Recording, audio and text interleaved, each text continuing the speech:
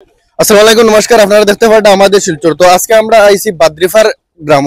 তো এখানে আইয়া দেখার যে অবস্থা, ওই দেখো ভিতরে মানে খুব বড় গ্রাম। এখানে জনবসতি খুব বেশি, কিন্তু সবই এখন জলের নিচে ডুবিয়া আছেন।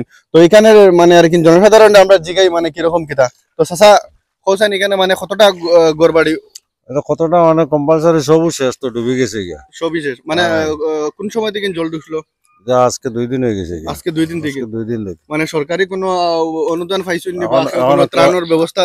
এখনো কিছু আইছে না, পাওয়া গেছে নি, এখনো কিছু পাওয়া গেছে না। তো প্রিয় দর্শক দেখতে পাটা যে এখানে আবো কোনো সরকারের তরফ থেকে কোনো কিছু আইছে না। আজ 2 দিন হয়ে আসছে, অনেক দুঃখী গরিব দুঃখী মানুষ জলের নিচে।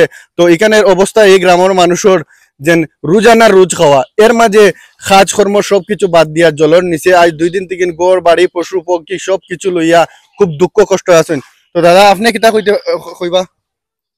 আমরা বর্তমানে এখানে নিজ বাসানটি পার্ট 4 অন্তর্গত উজান বাটিপাড়া গ্রামে উপস্থিত। আমাদের গ্রামটা আগে লক্ষ্মীপুরের অধীনে ছিল।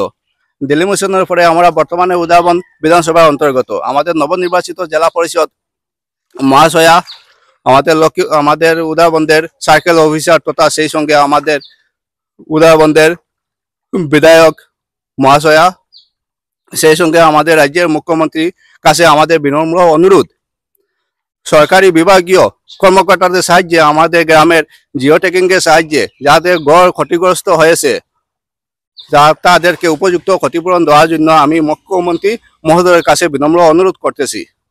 ধন্যবাদ। তো প্রিভিউয়ার দেখতে পাটা এখানে মানুষের অনেক দুঃখ কষ্ট। তো আপনারা ভিডিওটা অনেক অনেক শেয়ার করতা, যাতে এই সরকারের কাছে পৌঁছে যেতে পারে, আর সরকার খুব জলদি এই জায়গার লাগিন কোনো এই সহযোগিতার আগ বাড়াই আইতে পারেন।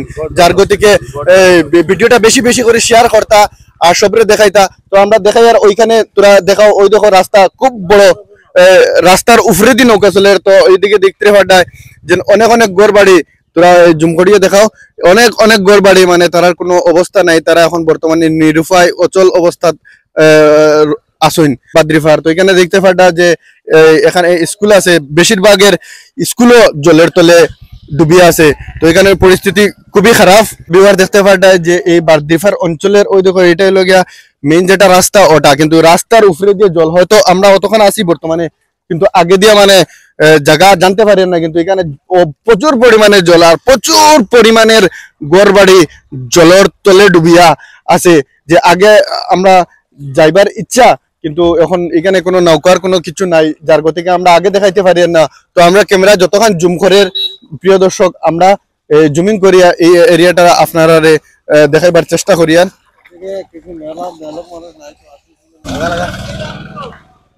তো বিহার দেখতে পারে এখানে মানুষ এখন এই ভিতরের গ্রাম মানে নৌকা দিয়া মানে চলাচল খড্ডা। এখানে দেখতে পাঠায় যে নৌকায় অনেক অনেক দূর দূর, বহুত লম্বা গ্রাম, বহুত বড় জনবসতি, খুব বেশি জনবসতি এখানে, খুবই অবস্থা খারাপ।